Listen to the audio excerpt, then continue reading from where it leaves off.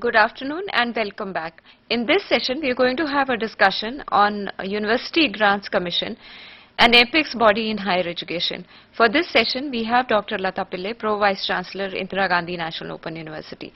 Since you all know that this session is also going to be from 1 o'clock to 1:45, we will have a presentation or a discussion here for about 20 to 25 minutes, and after that we would like to take your questions regarding whatever discussions we've had. So say at about 1:20 we would like to open the session for discussion. I would like to invite Dr. Lata Pillai to please commence the session.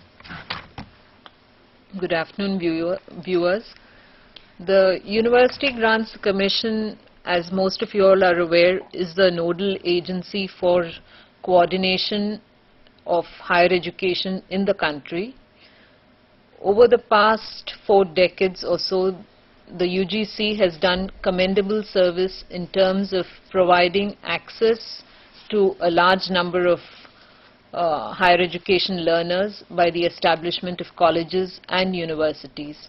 As on date, we have around about 400 plus universities and 18,000 colleges. Monitoring and coordination of the standards of these institutions is one of the prime responsibilities of the UGC. While it has been funding colleges and universities through various schemes, a little focus on the schemes that have been developed towards enhancing the professional competency of teachers and in improving the academic ambience of institutions is something that I would like to focus upon. A few areas which the UGC initially gave emphasis during its time of establishment was on enhancing access, and hence we had a large number of educational institutions during the 3rd and 4th plan. Subsequently, there was a period of consolidation, after which the UGC floated a number of schemes for the quality improvement of its teachers.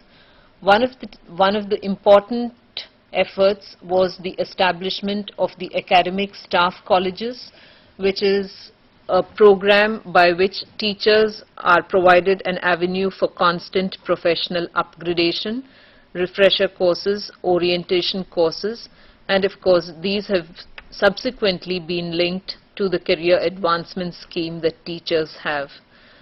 A few other schemes of the University Grants Commission are the major research projects, minor research projects, special projects which are there for the SC/ST, remedial and coaching classes, recent introduction of the colleges with potential for excellence, universities with potential for excellence, have been initiatives to promote the quality of institutions that have been performing well. Despite a number of efforts of the UGC to improve and to provide access, recent reports, particularly by the National Knowledge Commission, have called for the setting up of an independent regulatory authority on higher education, questioning many of the, many of the functions which the UGC is presently involved in. While it is still under discussion as to whether we should have an IRAHE, the UGC as a nodal agency has been partnering with other institutions such as the AICTE and the NCTE for the overall improvement of higher education in the country.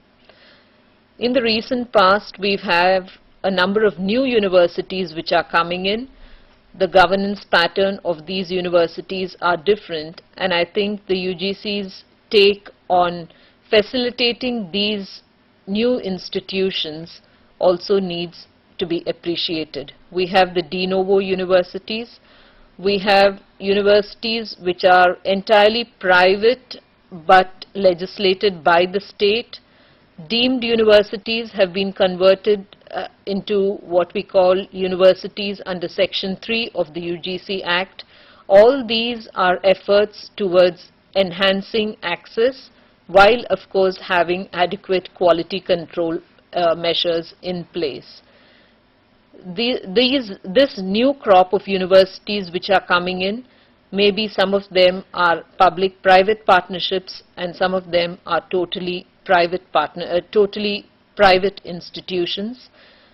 A look at some of these new institutions will tell us how higher education is changing and the role of UGC in monitoring the functioning of colleges, these colleges and universities.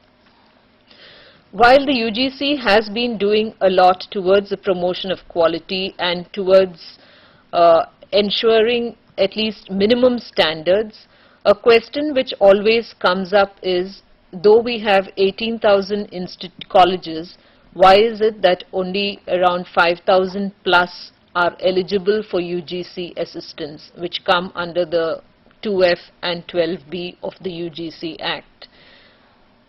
I understand that there are efforts at reviewing the conditions for 12B, and there are also reasons to see why a large number of them are unable to come within the fold of the UGC for assistance. There may be around 1,000 plus which come under the 2F and 12B and are not eligible, are not being given assistance by the UGC due to policy directives, but in a sum total, I think it would be around about 5,500 or 6,000 colleges which come under this particular clause.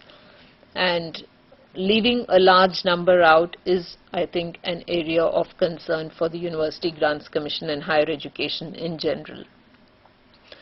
I would also like to speak about the other inter-university centers, which are facilities created by the UGC for promotion of quality in higher education. For example, the Inter-University Center for Astronomy and Astrophysics at Pune, which is a very, shall I say, a front-end research institution providing facilities for teachers to conduct research, to go on sabbaticals, special workshops, etc.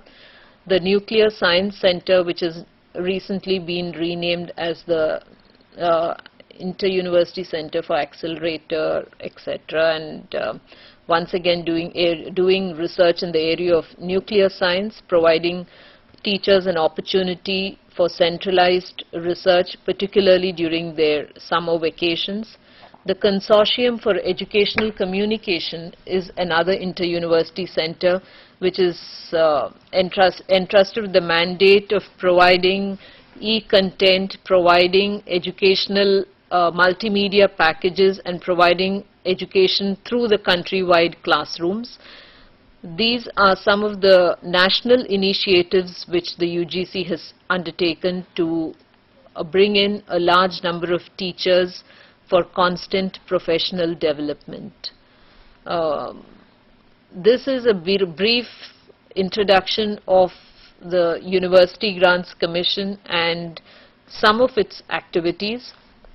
Like I mentioned in the previous session, the establishment of NAC, another inter-university center, has also been a step in the right direction for the improvement of quality, or at least for the assessment of quality of higher education.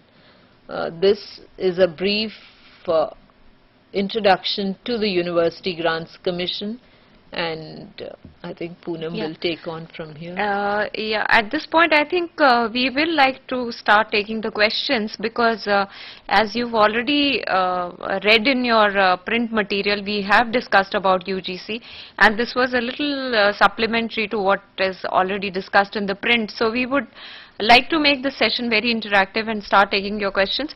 In the meantime, Dr. Pillai, I would just like to ask you one thing, that when we talk about maintenance of standards, this was one of the very important questions assigned to the UGC. And then also we had NAC coming up subsequently.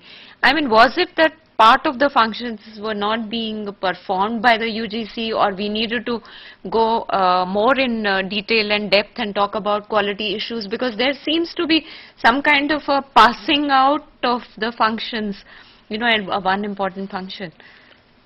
Yes, Poonam, this was debated a lot before the establishment of NAC, but I think one of the reasons why the NAC itself was established as an independent body was because the UGC's functions became, at one point it concentrated more on access and more on establishment and funding itself of higher education and could not possibly look at quality as it was expected to.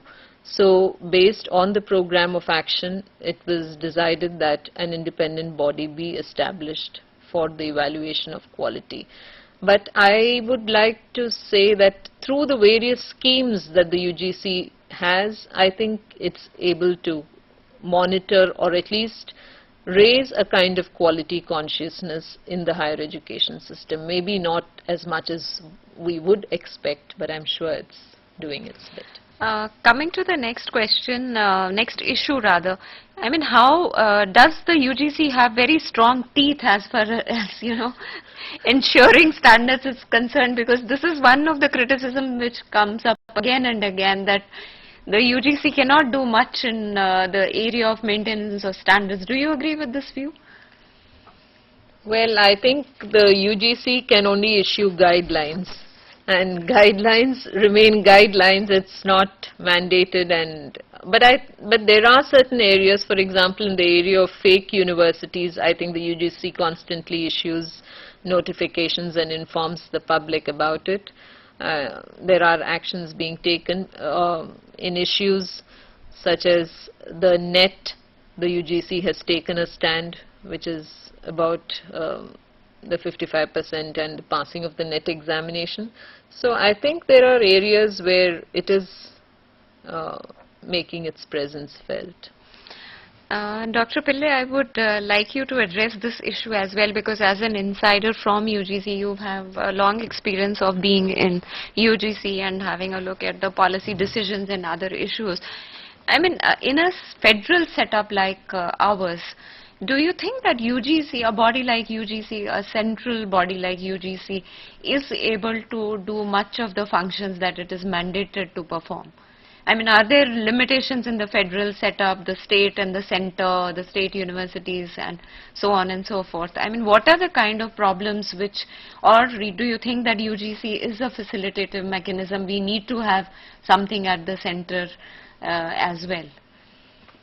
If one looks into the funding part of what UGC is doing, a major chunk of its funding goes to the central universities and to central institutions. Very often state universities are even, some of the state universities are now openly saying they're willing to even forego the minimum funding that they receive from the UGC, which means that they are having their own resources and do not necessarily. But then I guess it's a recognition by a nodal agency as UGC which keeps things going. As far as colleges are concerned, there is, except through special schemes which the UGC has, a lot of it is not reaching out to the colleges because they're either funded by their managements or through state salaries through the state government. So in a federal structure, yes, there are questions which need to be answered as to what would be the role of this nodal agency and how much can state governments expect out of it. At this point, I think I would again like to remind our learners that this session is going to be till 1:45 and we have about half an hour. In this half an hour, we would like to take up your issues and concerns, and Dr. Pillai would be very happy to address those issues, and we would also want the session to be more interactive and meaningful and lively. So please start dialing in and ask your questions, address your questions. We have discussed two very important topics today. We've talked about NAC and we are talking about UGC. So your issues and questions could be addressed to any aspect of related to these two topics. Dr. Pillai, we have seen that the state has withdrawn from funding higher education, and the resource crunch is very, very evident now. I mean, starting from Margaret Thatcher coming down to this present times when we are experiencing almost similar kind of pulling back the hand, as it were to say. I mean, in this kind of a scenario, what role do you see for UGC? Because there is a lot of talk about self-financing colleges and colleges being more autonomous in their funding and so on and so forth. I mean, do you think a body like UGC still has a role to play? I think a body like UGC has a role to play in the institutions that have been established so far. But to me, the overall emphasis should be on our primary and secondary education, and let us possibly allow more of private participation into the higher education sector. This is not to absolve the public responsibilities or the role of the government in the higher education sector, but I think more of partnerships with the private sector is the only way out as far as higher education is concerned. Talking about the thrust areas which UGC... yes, Shillong, please. Go ahead, Shillong. Yes, good afternoon, madam. Good afternoon, please go ahead. Yes. Yeah. Just now, ma'am, just now you have mentioned that UGC has always stressed on access, establishment, and funding, but not much on quality, except through various schemes. But can you suggest, ma'am, can you suggest what are these various schemes that the UGC can do in order to improve the quality?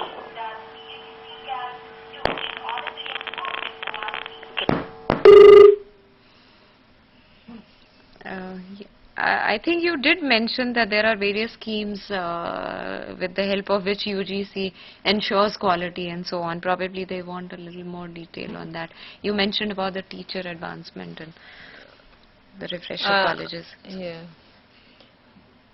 I'd like to look at the various schemes which the UGC has. For example, schemes such as minor research projects and major research projects.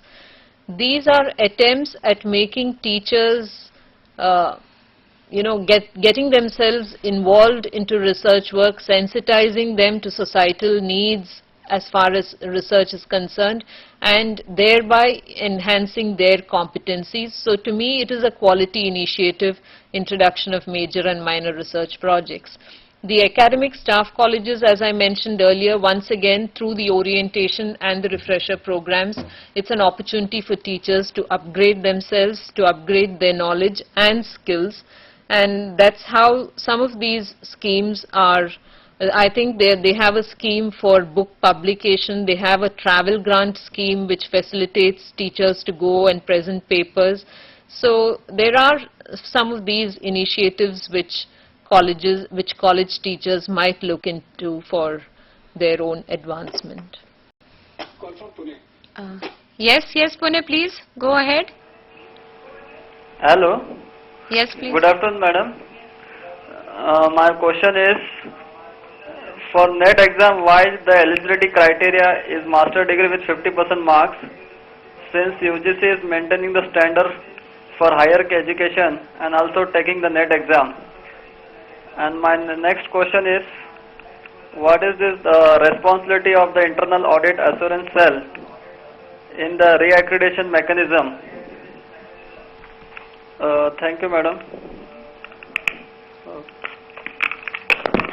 I think this issue of NET qualification and 55% has been much debated upon. In between, the NET was withdrawn, and now, if I'm right, I think it's been reintroduced once again, conceptually, as a method by which some kind of quality assurance can be ascertained for entry of teachers and researchers into the higher education system. Talking of the internal quality audit cell, it is known as the internal quality assurance cell. This cell is meant to be an ongoing activity of any institution, because if we recognize quality as a journey and not, something which is a one-stop affair, there needs to be some mechanism in place which will continuously monitor, facilitate activities.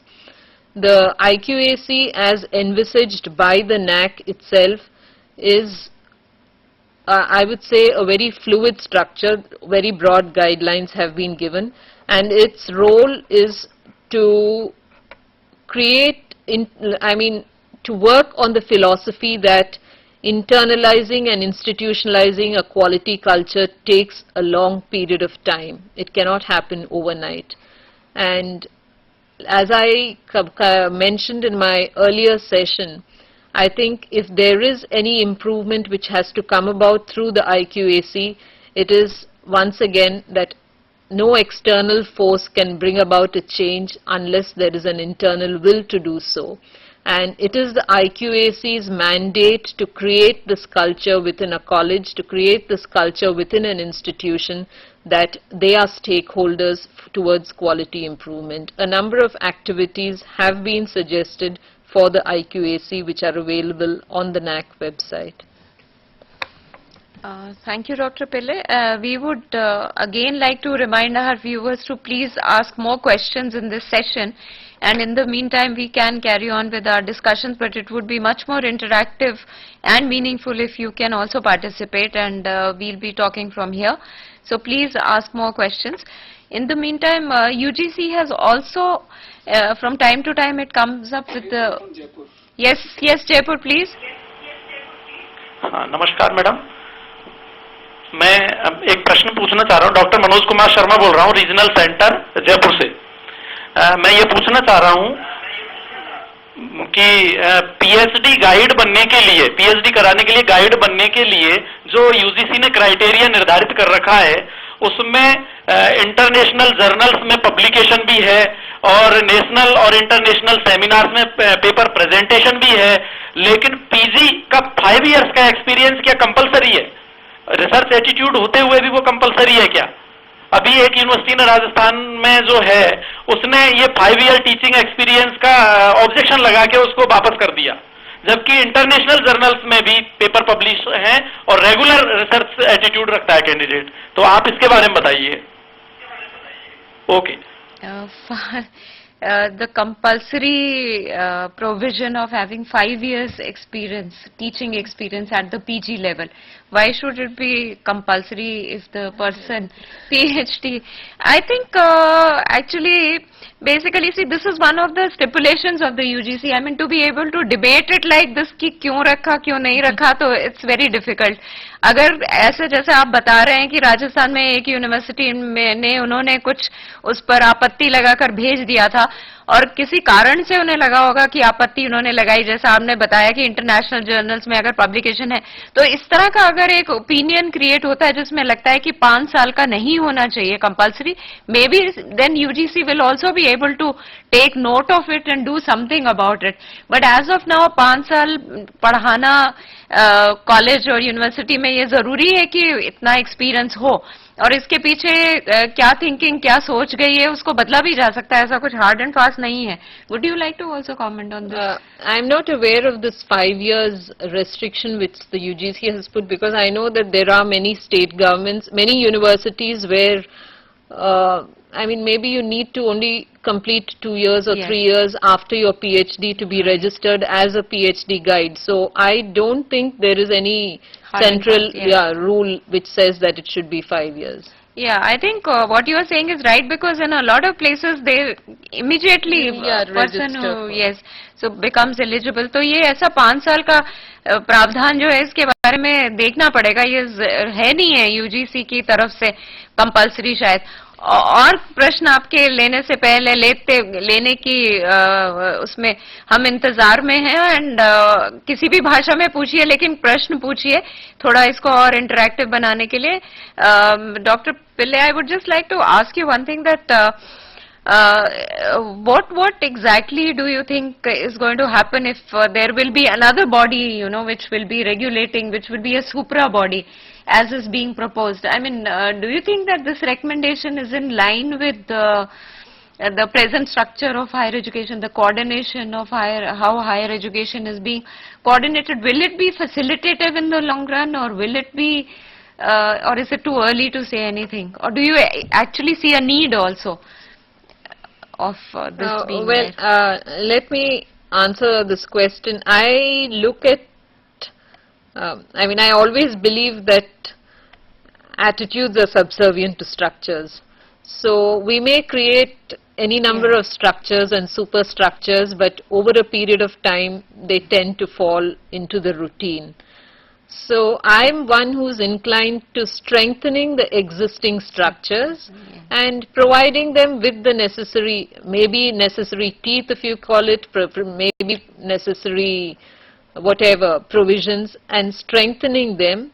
Yes, doing some hard critical looking at ourselves and moving ahead, rather than having newer structures which would only create more conflicts, because experience has shown that we may create any number of regulatory mechanisms, but unless they all work in coordination or work in some kind of tandem, the purpose is defeated. This is my personal Yes, opinion. I think what you've said is very right, because there will be no point in creating another structure which functions in the same way and then becomes redundant subsequently. So the need is probably to have a very critical look at the existing structures before we do anything new, because after all it's the same kind of people who are going to be sitting either here or in other places. So the mindsets are not that easy to change, and with changed mindset you can probably bring in a lot of change in the existing institutions as well. I was just mentioning about this, the role of the UGC in curricular reforms also. I mean, the guidelines of UGC, for instance, to introduce new subject areas, frontier areas, and also to update the programs and courses from time to time. Would you just like to say something on this? Because it's a big step in quality assurance also, I mean. I think the UGC has always played this role of having, curriculum review committees, expert panels, subject panels, whenever they've made the suggestive curriculum. The last major exercise was possibly, I would say, 4 to 5 years back, when the curriculum for various subjects was drawn out and circulated to all universities. Of course, it went out as a suggestion that they could contextualize, they could modify wherever they wanted. But a lot of experts were involved. It was a national exercise, and a lot of good work has gone into the preparation of the curriculum for different subjects. So many universities have implemented it. Yes, Pune? Pune, please go Hello. ahead. Hello. Madam, my question is there any grading with respect to the number of faculty positions and whether the internal quality assurance cell is concerned with this? Thank you. I think the UGC prescribed norms for teacher-student ratio is 1:30. And with many state governments having a ban on teacher recruitment, the position of faculty in most of our institutions is quite scary. In fact, a look at some of our aided institutions will show you that the number of positions that have become vacant either due to retirement or due to persons opting out of service, none of the positions have been filled, and the support to these colleges is only possibly 1/3 of their total sanction strength. So I think faculty positions in educational institutions is a point of concern, and the UGC has already extended the age of retirement, or said that teachers could be re-employed to fill up this gap. There is also some kind of an understanding through the various state governments that preference should be given to filling up positions that have been vacant for more than 3 years at least. But I think it raises a very important question of what is the quality that we are going to evaluate or quality that we are talking about if the basic human resource is not available. State governments need to be seized of this particular matter, and besides filling up positions, I think in many states the issue of remuneration to teachers working in these positions is also very crucial. In some places the remuneration may be even lesser than prescribed norms, which once again results in teachers having no sense of identity with the institution that they are working in. In many places there are teachers shuttling between 3 to 4 colleges a day, which gives rise to another set of problems as to the quality of teaching learning that takes place anyway. I think this is a very important issue which you've addressed, because the criticism often comes that the shortfall of teachers is very evident. It is in fact to the extent of 35%. And NAC has as one of its parameters assessing the quality of teachers, whereas the situation on the ground is that a lot of administrative staff has been recruited and there has been no intake of teachers. So that is one problem area, whereas in professional colleges and institutions they have made use of the pool of teachers. In the other regular the degree colleges and universities, we don't see that happening so much. So isn't there an anomaly? On the one hand, I mean, we talk about quality assurance and meeting, gearing up to international standards and so on and so forth. On the other hand, we have a situation of this kind. I mean, do you think that there is some kind of a discrepancy in the policy which is not matched by adequate budgetary provisions and so on? I think these discrepancies will continue to remain, but that should not prevent us from addressing the issue of quality. Having said so, I think the issue of filling up with faculty positions and seeing that institutions are adequately staffed should be given highest importance.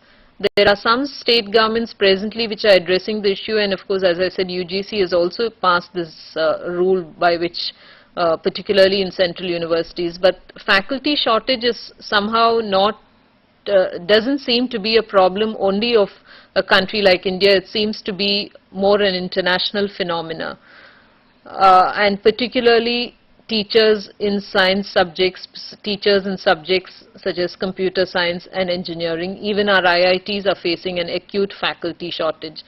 So I mean, I think the problem needs to be addressed more at a national scale, more at a looking at why people are not attracted towards teaching. We have another call from Pune. Yes, Pune, please. Go ahead, Pune. Yes.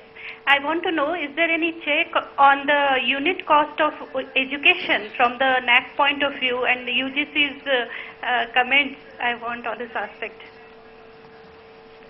Thank you. The unit cost of education is one of the indicators that NAC uses in its evaluation, but I must admit that I mean, it's not a major point for evaluation. Dr. Pillai, we were discussing some of the measures which UGC has taken recently to address the upcoming issues, like for instance women teachers and women's education, and also inclusive education. I mean, there has been a major attempt in reaching out to the hitherto unreached areas. Would you like to say something on this? Because I think this is a very important aspect which is of recent origin. At least the concerted effort is there now. One particular project which I was involved in, and which I think is kind of particularly to do with women. The UGC has a number of women studies centers in their colleges and universities, and the number has increased in the recent past. There was this project on capacity building of women managers in higher education. It's a major project which was earlier supported by the Association of Commonwealth of Universities and then subsequently taken on by the UGC. training modules have been prepared, and these training workshops are conducted across the country to sensitize women managers, to create, shall I say, a cadre of women who could be potential administrators. And this particular scheme has taken on very well, and I think it's one of the good initiatives of the UGC towards, if you would like to call it, reaching the unreached or becoming more inclusive in its. Recently there has also been a thrust on interdisciplinarity and gender studies and other such frontier areas, but considering that faculty themselves, I mean there is a deficit in these areas, because these are upcoming areas, and by the time we have faculty here it will be some time. But what is your opinion? I mean obviously this is a laudable objective.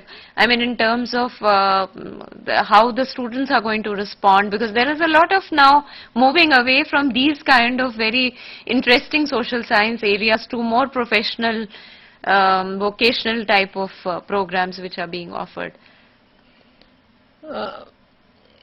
Looking at it from the grassroots, visits to institutions clearly reveal that students are there mainly to take up programs which offer them an immediate employment. They're no longer it's education for the sake of education, or as it was in the past, or even if you try to say that they are there for liberal education, I'm not sure if that stands good. So yes, interdisciplinarity, transdisciplinarity, getting teachers is a real problem, but I think one of the ways that at least conventional, traditional colleges are trying to cope with this problem is to offer more and more programs through the credit system, where students can make choices cutting across disciplines. This might be something very routine in a system. Maybe in a Western system it's something very routine, but in India, for a student of physics to take a program in music is something revolutionary. So that's the kind of, I think, change that is taking place, and that's the kind of space which students are being provided with. But yeah, most of our students now maybe they want to go in for animation courses, maybe they want to go in for textile designing or whatever, which gives them a job right away, and they don't have the patience to run through a full-time BSc. Look at the enrollment pattern. Even a typical good colleges will show that it's only the self-financing colleges, self-financing courses which have students compared to the traditional BSc botany, zoology. But to me as educationists, I think we need to take a call on this matter, because if we don't have good students in these traditional disciplines, we're not going to have good teachers either. Thank you, Dr. Pillai, for that response, and we have about 5-6 minutes still left for the program to end. I would like to request you, would you like to still show some of those remaining things that we have, and after that we can wind up the session, because I think we'll just sum up whatever we have discussed.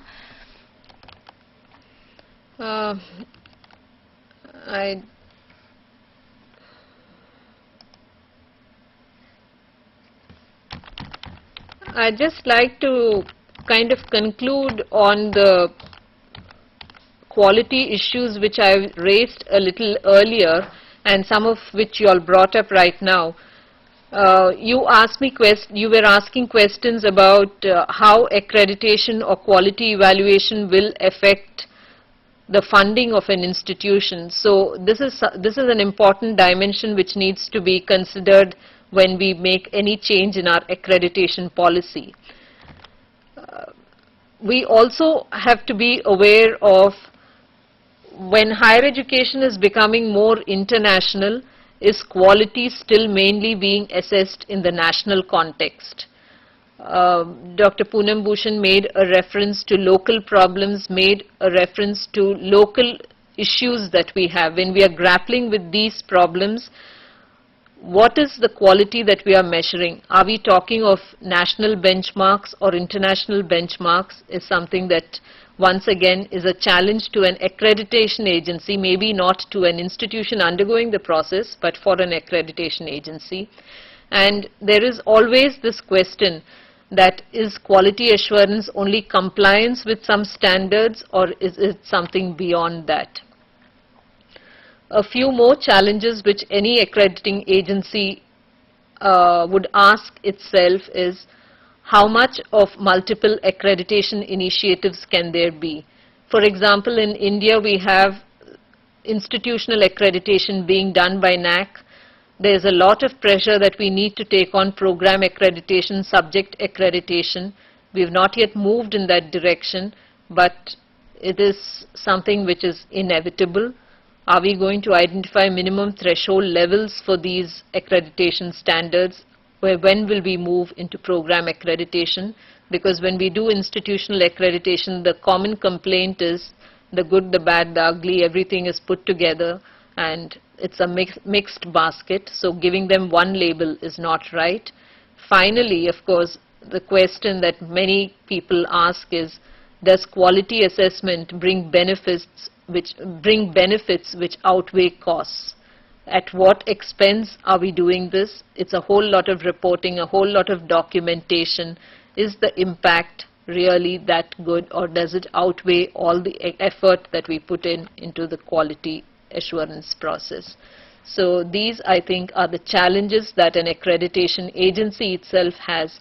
But as systems evolve, we've moved from asking why quality assessment, why accreditation, to debates and issues on how quality assessment, how can we improve quality, and that, I think, is a positive step in the right direction. Thank you.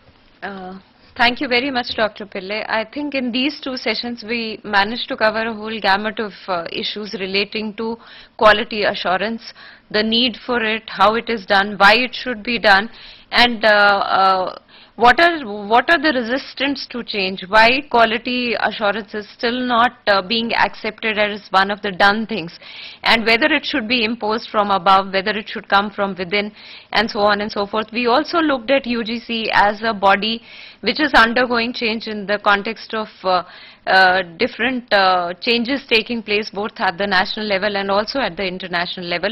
So we have discussed very important issues in these two sessions. At this stage, I would like to thank Dr. Pillai very much for being here, and she is extremely busy as a Pro-Vice Chancellor of the Indira Gandhi National Open University, but I must say that she was very open and very heartily she accepted this session. I do hope, ma'am, you enjoyed interacting with our learners as much we enjoyed having you on this session here. I would like to thank all our learners at the other end who've sat through these two sessions. You have other sessions coming up also subsequent to this, and I do hope that you're finding all this very meaningful and interesting. And thank you once again very much. Thank you, Dr. Pillai. And see you tomorrow. We have another teleconferencing session at 12 o'clock. So we'll meet tomorrow. Thank you very much. Thank you, Dr. Bhushan.